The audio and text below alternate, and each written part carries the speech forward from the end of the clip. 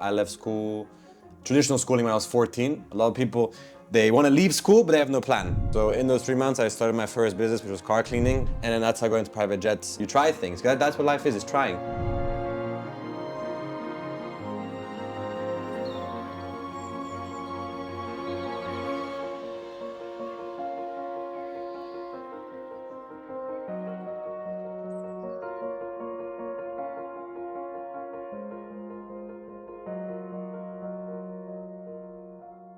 I'd love to start with your past and how you left school early, I think. Yeah. I don't know, you were like 13 or 14? Yeah. So yeah, if you can tell me a bit more about this part of your life, what happened? Of course. I have a very interesting life with school because I left school, traditional schooling when I was 14 years old. And I grew up in Ibiza here in Spain. So I went to international school my whole life. But I was born in Copenhagen, so I was a very international child. And I left in COVID actually, because I always didn't like school. Like every child doesn't like school, but I hated school. And my mom could see that I was miserable in school. It was not going well for me. Why did you hate school so much? I didn't like the control. Okay. I needed freedom. I didn't like going home from school and then having homework and being stuck in it. With me, it's too boxy. Okay. I needed freedom because I couldn't do what I wanted to do. I was like all over the place. It wasn't for me. And my mom saw this, and then in COVID, it was a perfect time because my parents refused for me to wear masks for 8 hours in school. And they're like, okay, we'll take you out. This is perfect timing. And they're like, okay, we're giving you 3 months. We see how it goes. And if not, you go back to normal school. If not, it does. So in those 3 months, I started my first business, which was car cleaning on the island. And I had a little car here in Spain. You had a little 45cc moped engine cars. And me and my friend put all our money we had saved up. Can you drive that at 14? Yeah, at 15 you can drive. Okay, we started at 15. But then we were driving around, detailing cars to cars, getting all the contacts, the fancy cars, the G-Wagons, the Rolls Royce. And then we grew our contacts like that. And then they saw I did that, okay, this is great. But then obviously you still need to learn. A lot of people, they want to leave school, but they have no plan. So my advice always is people, if you want to leave school, because a lot of kids my age and a lot of parents that I know and friends of parents like that want to leave school. And they're like, okay, what are you going to do after? And then they end up not doing anything. And that's when it fails because there's no trust between the parent and the child. So they saw that and then I started to learn. So then I did an online school. I finished my GCSEs, which are like secondary, I guess you can call it in the United Kingdom system. But I only did 3 just to finish off on the meantime. I did an hour a day of school while still working on the car cleaning business. Mm-hmm. And then it went like that great. It went really well like that and started flowing. And then I joined the course called the Power MBA, which they better sponsor me for shouting them out here. The Power MBA, it's an online MBA, so a business degree, master's business degree. So instead of going to university and learning from a professor and reading a book, you learn from the top like 50 companies. So you learn from Google, you learn from YouTube, you learn from Uber, you learn from different startups. And the whole thing, it's a 2-year course. So the first year, you learn everything. You learn the business terminology, you learn the different strategies, you learn everything you need to learn to run businesses. And then you implement it into your own startup. So my startup was gyms at airports, which I started then and was planning and making the business plan and making the logos and talking to different airports. And that was my project. And then when I finished that, the project still went away. We found some partners and that project is now in motion. The time thing, it's the first ever done before, so it's going in its own way. But yeah, so that's my schooling. Okay. Right. And so where did that take you? So for like, you did the MBA, so you passed your Power MBA, you finished at what, like 16? Yeah, finished my Power MBA at 16 and a half. Okay, and then what do you do? Then at 17, I was because I'm a calisthenic athlete, as he said, I love calisthenics. That's where I learned my discipline, but we'll talk about that later. And then I wanted to train people because I didn't do it for the money, I more did it because I liked people training. Out of passion, because training, to me, is out of passion, it's the best way you can do. Because you learn yourself, you learn how to be with yourself, you learn how to the discipline. It's like the core stability, and I wanted to share that with people because a lot of people in the fitness industry, there's a lot of rumors and there's not straight value and people try to bluff each other and not give them real things. And fitness in itself is very simple. So I started training at a group here, which was every Saturdays. I had like a group of 30 people where we used to go train calisthenics in a nearby outdoor gym. And I really well, and I grew with that. And that's through that, I met a very nice person that owns a private jet charter company and a brokerage actually. And then that's how I go into private jets and like we sell jets and we also do sales of charter. And I go into the jet world and then doors open up there. I mean, I met this thing and this person because the clientele there are very high and I'm a very energetic person, so people love the youth because aviation is a very slow and old business. Yeah. So then we went from car cleaning, investing money into different projects. When I started making it, I invested a lot in different projects ongoing when I got the money from that. And I went into training, then to jets, and now it's real estate, jets, startup. It's a couple of projects going on at one time. So yeah, that's the... You don't put all your eggs in the same basket. No, the same basket. Because a lot of people say you have to master something, you have to do one thing to master it. But I feel like you can master things as they go. Mastery takes a long time. You don't master something in 1 year. So if you have 4 things, but you divide your attention equal times at the time of the event or whatever you're working on the project, you can master all 4 things. It's just a different thing. You might master this in 2 years, you might master the next project in 5 years. That's what happens. And the world moves so quickly, and so many opportunities open up. So you can't decline it. You have to take the opportunities that come, you know. I think that's a very interesting topic because even for myself, for a long time I asked this question: should I do this one thing full on for a very long time? Yeah. Or should I do it very well, but also keep some time to do something else and build like different kind of a set of skills? Because I just came back from Japan, and in Japan, like people are just, they do one thing to mastery. Like they decide on a path and they just don't stop.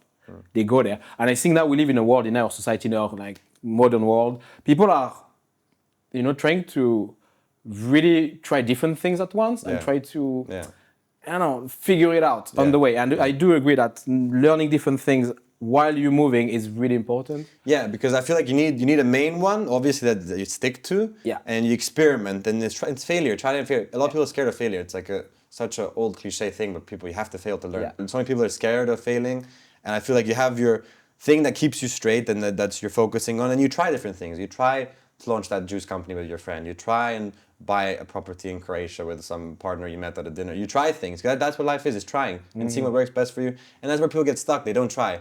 Either they focus on something and they long it out too much and they do it for 5-10 years. Because everyone knows a friend that, I started this company, I'm doing this. Okay, what happened? You talk to them next year. Oh yeah, we're still working on it. Okay, it's been 5 years, you see them again at the supermarket. Oh, how's your company going? Yeah, we're having lunch yet, we're still doing that. People get stuck in that platform of like the startup phase where it's like, startups can take a long time, but when there's no progression, then there's something wrong.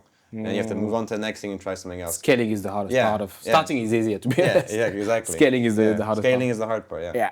And I love that. And for example, like for me with cooking, like cooking is always at the center of what I do, right? Yeah. But I found like very early in my career when I was in restaurants, I was like, there is absolutely no way I'm a chef in a restaurant when I'm like 40 or something. I was like, I need to find another way to cook. And that's what I'm doing here. I'm trying to do something different with, it's the same thing. I still cook, but I try to create something different out of that.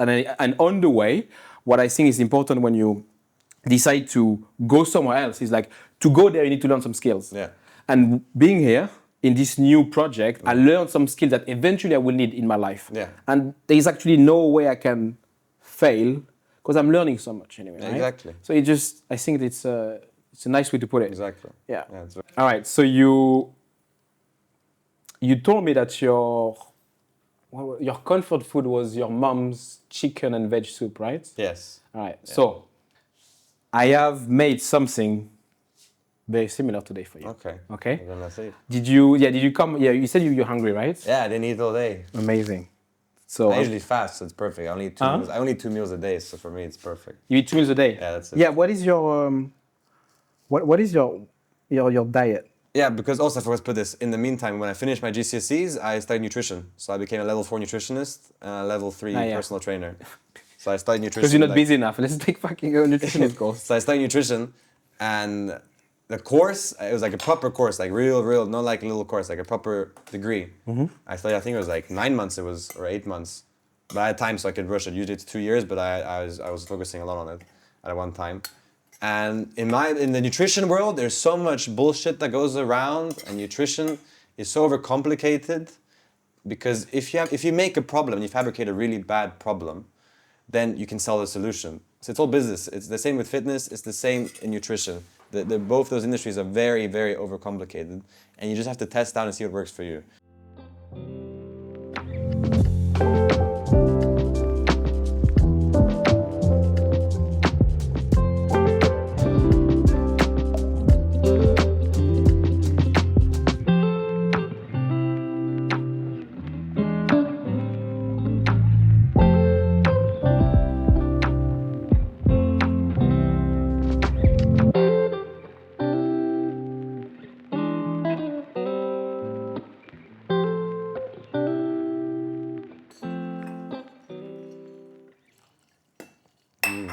Very nice. Very right. It's like the onion, the baby. What's it called? Baby onion. It's like what? What's up with the baby onion called? You know what it's called? Leek? Yeah, that's what it's called. That's leek. Yeah, I love Leek and shallots. I love leek. Yeah. Was that better than your mom's? She's watching, so I can't Absolutely. say. But it is better. It is better. It is. I don't know. No, it's not. There's nothing better than Nothing better than mom's mom. food. Mom is the best. Mom is the best. Yeah. Of course. But it's close. It's very close. Thank you. Very close. That's the best compliment you can tell me. Yeah. All right. So, okay, you told me something earlier when we had a chat. You said there is no light without dark. Yes. Tell me more about that. Yeah. So that's my favorite quote, and that's always stuck with me since I was really young. I can't remember when it came with me. But no light without dark is basically, to me, it's applicable in any situation. If you're at the highest moment in your life, and you're making the most money, and you have the most friends, you have the most success in your business, and you're enjoying life to the fullest, something bad can happen, and that's just normal. And then when something bad happens, you don't take it so seriously. A lot of people care about things way too much. They overcomplicate and overphase everything. So light without dark is applicable in any situation. If I'm in a good situation, I remind myself, okay, this is light, it's going well, but it can all go bad tomorrow, something bad can happen. So I'm super grateful and present when it's happening. And if something bad's happening, it's the same thing, it's flipped around. Okay, if something's bad happening, my cat died, my business is losing money, my clients are not happy, that's okay. It has to be like that, because you cannot achieve the highest level of life form and having amazing lifestyle without having ups and downs and things dying and things happening. It's just how it is. So to me, it's applicable in any situation, and it centers you. You know, because sometimes when things are going so well in the world that we live in, everything's going so fast and everything's going blah blah blah blah blah, then it's like, okay, it's going good. Let's recenter. This can go bad. Be happy, be grateful, and then move on. So that's where it really came from. In my darkest and my worst times, it was there. In my top moment, it was always there. So that's where it comes. Yeah, and I think it gives you kind of over time, like if you do live your life this way with knowing that, I think your sense of contentment is higher, like at a general level. Because when everything's going great, you're good, you're really good. Yeah. You kind of, you never know, right? Yeah. We're gonna get ready for anything that can happen. Yeah. And when things goes down, you are like, okay, things get better. Yeah. So over time, maybe you have less like polarized emotion constantly, like a roller coaster, like pain and joy, and it's more like stable. Yeah. Like I'm good, I'll be good. It's gonna be okay. Like, I think it's more of this constant feeling of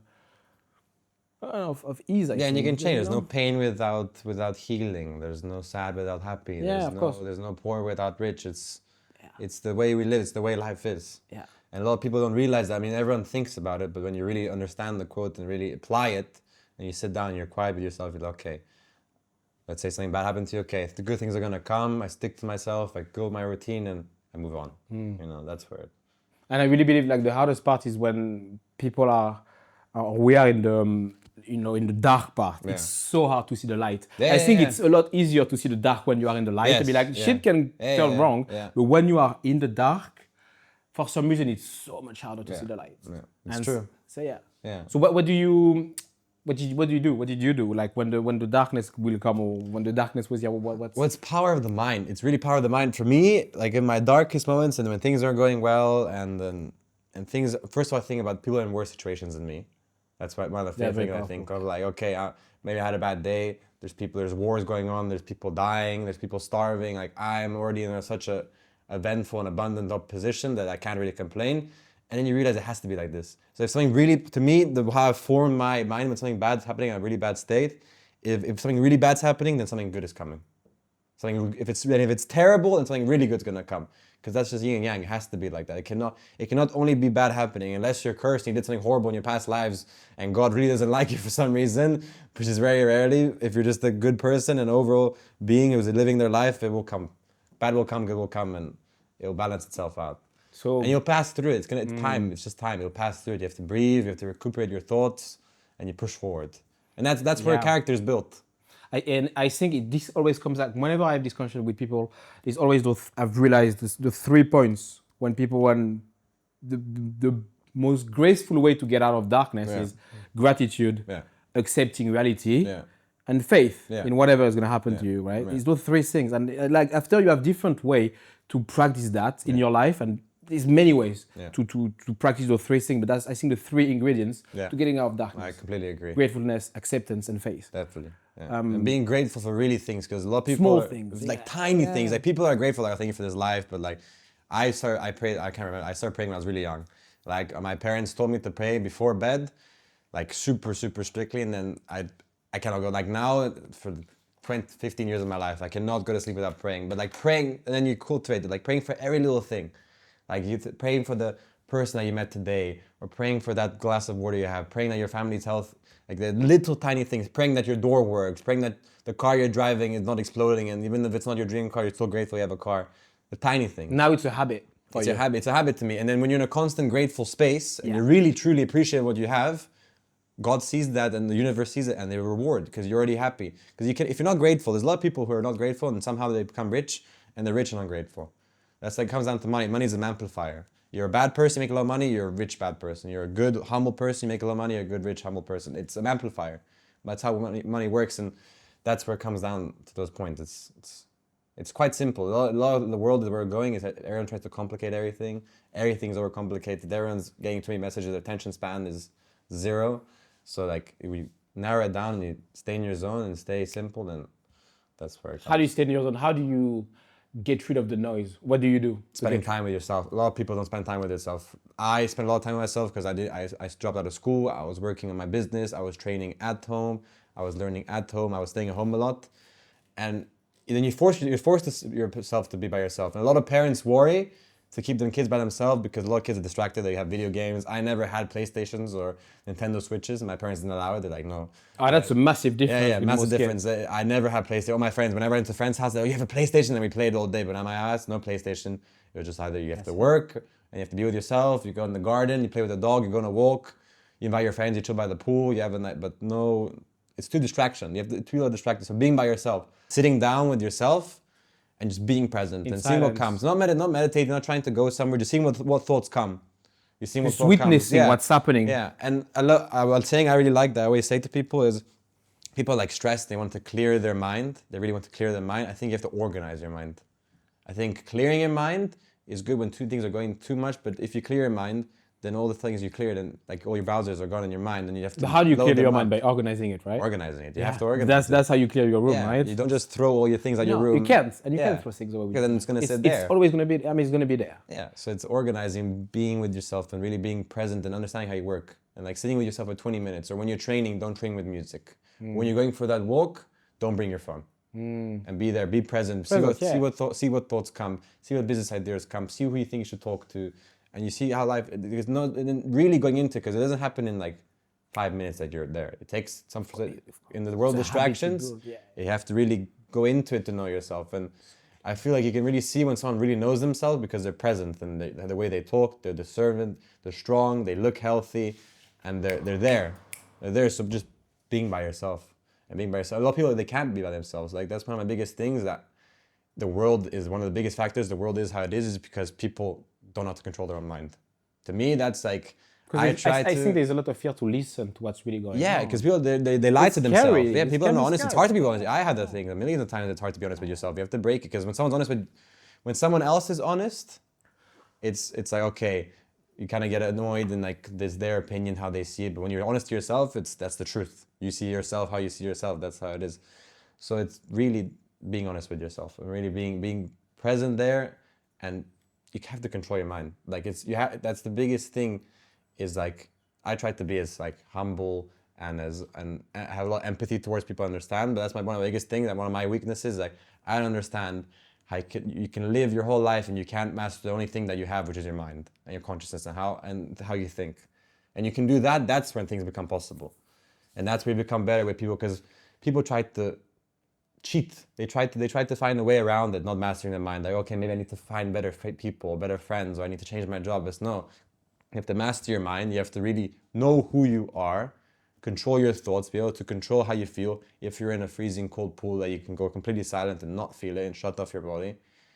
That's the problem. And then you find good friends, and then you can understand and see things on a different, broader perspective. That's the biggest thing, I have to say. In my experience, that's it. Mastering the mind. If people could master the mind, they could control their own mind, which it doesn't happen overnight. It doesn't happen in 2 years. It can take 20 years. It can take 10 years. It's a lot of work. It's a never-ending journey. Yeah. You can always have more control of your mind, and detaching yourself from it, detaching yourself from the outcome, then the world will be a lot better place than anyone. I learned that from a young age because I have coaches as parents, and mix of coaching as parents who coached me my whole life and really there for me. I was very lucky and very grateful for the parents I have, and also being by yourself. You coach yourself then.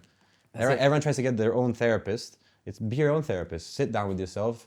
Don't take your phone out. Close your door. Tell your parents or whoever not to contact you. Leave them for 30 minutes and see what comes. Write down what comes. See the emotions that come. Maybe you're sad. Okay, why are you sad? Because a lot of people also, they feel emotions, but they don't know where the emotion comes from. People are very emotional. Like, okay, I'm really sad. Like, why are you sad? Where does sad come from? I don't know. I'm feeling sad. I'm not sure. That you understand why that emotion comes up, and then you work with yourself. It's working with yourself. It's being your own therapist, being your own coach, as you can say. Yeah. Yeah, it's I think the whole point of doing like this mindset work and this inner work when you are like trying to deal the best way you can with your mind is just to be able to witness what's going on and detach yourself from whatever is happening to you in your head, you know, and the voices and the actions you take, that always be like, take a step back and look what's going on. It's like, like a third party. You know, and then you don't attach yourself to those thoughts. You know, this identity is not attached to what you think. You know, it just, you know, it's just behind all that. You can, you can actually have a look and then do something about it. Yeah, exactly. Like you're stuck in episode you're the one. therapist and the patient at the same time. Exactly. It's like, I'm going to ask the question, I'm going to listen to what you have to say, and I'm going to give you another way to look at things. And you can be the same person, but that takes a lot of practice, I think. But first you need to understand that that's actually possible to be like this. It's not a monologue, right? It's a dialogue. There's absolutely like, spot on. You know, that's amazing, man. Before we continue, I would love to cook something for you. Okay. Teriyaki. Yes. Teriyaki chicken, right? Yes, I love teriyaki. So you said you love teriyaki, so I've made you a teriyaki. Also, it's pumpkin season. Okay. So I've made something a bit different.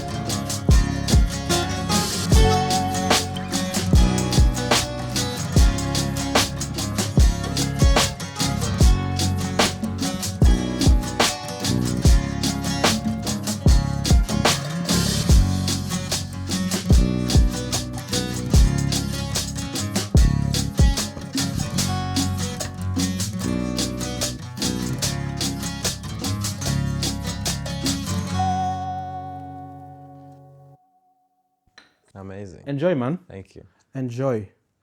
This is your time.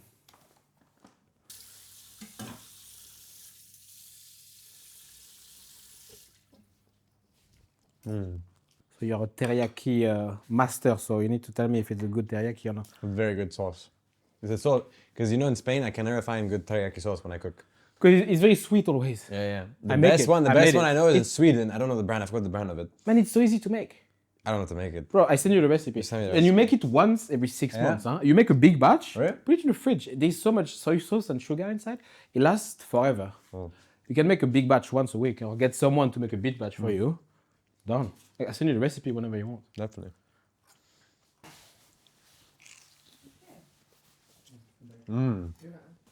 It's good now. So yeah, this that's a good. I've never tried this before, but I think it's really good. It's very nice. So how was that teriyaki chicken? That was best. My mom doesn't cook chicken because she's vegetarian, so I can say that was amazing. That was really good. I'll take that. Now I would love to talk about reality with you.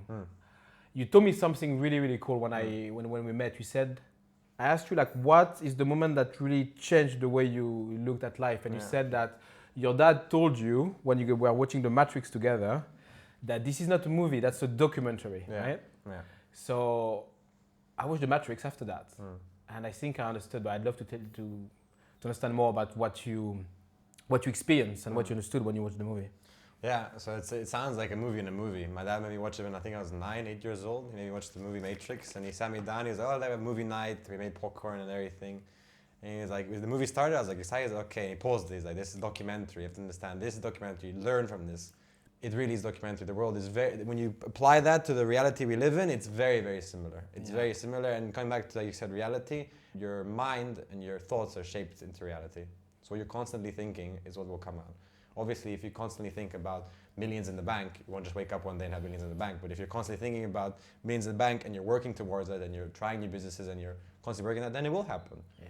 Same like if intentions, perceptions. Exactly. And also same thing if you're always thinking about negative. Negativity is a very sticky emotion, and I personally I go away from negativity. I try to be positive in all outcomes. If something bad happens for you, you look at the positive outcome, like we spoke before. It's negative people are very sticky, and it sticks to you. Like even if you're not negative yourself and you're around them, it's like a glue. It has a bigger impact on you. If something bad happened in your day and something good happened, you will always remember more the bad thing that happened to you, right? That's how we are designed as humans. So I think you're right. You have to protect yourself as much as possible from negative outputs in your life. And it's like you have to treat it like a video game. Like a lot of kids my age and a lot of younger and older people love video games. You have to treat like you're the video game character, and you have your stats. You have to make your physical health. You want to be strong as possible. You want to upgrade your character. That's what life is. You upgrade your character to the fullest. You go try to beat up the dragon, and you realize you can't. So you need to go back and get the right weapons. And people like love video games and they're so obsessed with them. Like treat your life like a video game. Make a character. They spend hours and hours on the computer making their character the strongest and the most powerful in the game. Make your character in real life the strongest and powerful it can be. And that's how. I think the difference is that it's gonna take you like 2 or 3 days to beat the boss in your video game. Even if you struggle, you know what, maybe a week or 2. In life, it might take you 3 to 4 years to actually beat that boss. And I think it's just this, you know, this time gap is just so overwhelming, I think, for a lot of people. Even for me, sometimes like, fuck, it's a lot of work. And I don't see any results. And it's like, fuck, I've been doing it for so long and nothing's coming. I think this is the issue. The relationship with time, and be like, okay, like nothing great will come to you until you really like are patient and actually like, you know. Yeah, patience and persistence. Like it's like a lot of things we're talking about is, in a way it's simple, but it's because simplicity is usually the key. Chaos, you have to find the simplicity in the chaos. It's everything kind of turns out a little simple, but when you apply it and you really start focusing it, then the simple thing becomes actually pretty hard to do. And it's a challenge in itself. So people get confused. They say, oh, I think it's so simple. Yeah, just treat the world like a video game. But then they're like, okay, how do I do that? And they run into problems straight away. So you have to see that usually the simplest things turn out to be the hardest in the end. It's like a thing. It's a switch. And the hardest things, usually when you start them, you're like, okay, that wasn't as hard or that wasn't as bad as I thought it was going to be. Give me an example. Of like an example. Training. Let's talk about training again. Let's say you just started training. People are like, oh, it's so hard to train, and they keep pushing it back. I want to go to the gym, but I'm busy. I'm late after work. I'm tired. And then they push, and they start. And then, okay, the first 2-3 days, a week is hard, but then the second week you're a little bit stronger. You feel you can move a little better. You're a little taller when you walk around. You feel healthy. You breathe clearer. So people don't think that training is super hard, but when you get into a flow of training, it actually turns out easier. It's a lot harder the first bit, but then you go straight into the easy part, and it's not that bad. So that's an example I could give. And what about something that people think that is easy, which is actually hard? So building real friends, I would say, is people think it's very easy, but it's actually very hard. And starting that business, people think it's simple, but it's always hard. Of course, it gets easier and it goes on autopilot, but business is always business. You always have to be doing things. People really get confused, like, oh, I'm trying to start that business, and it's going to be hard. It's going to be easy. It's hard to start, but then it comes easy now. It's like when it comes to working out, putting the shoes on is the hardest part. Yeah. But when you come to a business, having the idea is the easy part. Yeah. And the more you're going to be successful at your business, probably, the more you're going to scale, the higher level problem you will have, and it's never going to get easier, actually. Yeah, exactly. And but yeah, it's incredible topic. So you told me that your parents are from Serbia, right? Eastern Europe background, and you grew up with the flavors of those like pastries, yogurts, honey, right? Exactly. So I made something around that today for you. Amazing. All right. I have something for you. That's your menu. This is my menu. This is your menu. And at the back, there is something that I would like you to read. Okay, let me tell you why you're here. You're here because you know something. What you know you can't explain, but you feel it. You felt it your entire life, and there's something wrong with the world. You don't know what it is, but it's there. Like a splinter, it's in your mind, driving you mad. It's a very true thing. It's one of the biggest quotes that shaped me from the movie, and I always feel like that. And it chose it perfectly. It's like it's meant to be. You always feel something. I always felt that, like same with school. I always felt that school really wasn't for me. I always felt that I had to start training. I had to become really strong, so my appearance and my mind is strong for what I want to achieve and what I want to share with the world. And I always knew that I had to be an entrepreneur. That I couldn't work a normal job. I always had that in me, and like it says in the code, it's just something you can't explain. It's like it's a very hard thing not to be able to put into words, but you can't explain. And we're just getting started. And this is just the beginning of all of my training, of my businesses, of my life, and my knowledge and wisdom which I've attained at my young age. Is just the beginning. So, yeah. Where you want to go? Where do I want to go? Yeah. I want to go to the highest possible capabilities of each thing. I want to become even stronger in my sport and achieve the highest levels of my sport. I want my business to grow to the highest possible level, inspire people, and it's all to inspire. That was my next question. Why? Yeah, it's inspire, because when I see people, because there's people who are my age who are making more money, or definitely some who might be stronger or who have more wisdom, but I'm here to inspire. It's here to inspire. I'm not here to sell anything. I'm not here to sell a magical course, because I don't believe in that thing. I believe it all starts with you, and I'm just sharing my story to inspire and to make sure that it really is possible. All right, so you have a walnut and pistachio baklava. That's a caramelized honey and rose mousse. Wow. And that's yogurt and a tiny bit of saffron in the sorbet. Saffron, okay. Oh God. Did I bring you back to your roots? You brought me back to my roots. You brought me back to my little bakery in Serbia. Yeah, you brought me back. All right. Luka, thank you so much for coming here today, for sharing your experience, your story, and everything you've learned, and especially your vision and where you see the future. I think it's very inspiring to have someone at your age having such a clear vision and actually walking and taking the actions to design the life you really want to have. Yeah. Have a wonderful time in Dubai, and I hope to see you very soon. Definitely see you soon. Thank you, brother. Thank you.